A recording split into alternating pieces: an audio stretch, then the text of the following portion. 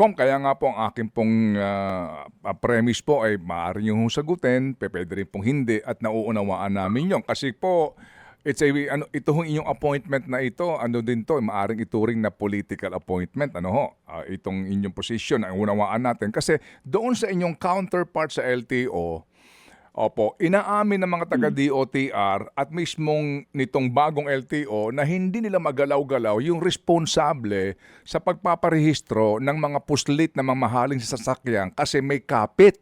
At yung kapit daw napakalakas at umaabot daw umano sa tanggapan ng presidente. Yun po sinasabi. Ito po, walang aamin ito on air, pero yan po ang pinag-uusapan dyan. And I'm sure, alam nyo rin po ito, Commissioner. Ngayon, natanggal ang sinasabing kapit daw. Kaya ngayon, floating na kaagad at iniimbestigahan at na-trace na po yung computer records kasi nga binubura ng taong ito Kaya sabi ho ng mga namumuno ngayon dyan, madaliin na natin to kasi nagbubura na ng record. So dito sa kanila, umano ay natanggal na yung kapit kaya ngayon nakakagawa sila ng free hand para to clean the agency. Sa inyo dyan, yung ba mga kapit nito hindi matatanggal kasi elected?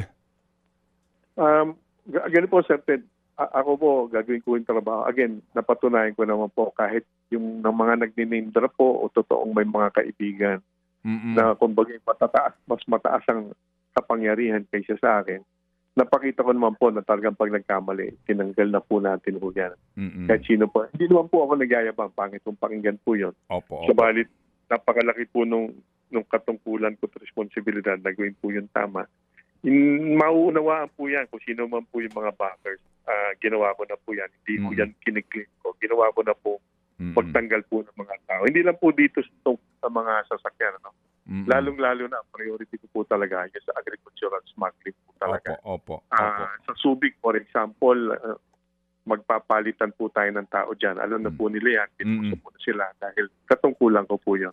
Ayun. So sa Subic po, ngayon talagang matatanggal nyo na yung port collector kasi nga po laganap ang agricultural smuggling at sinasabing malakas din ang kapit.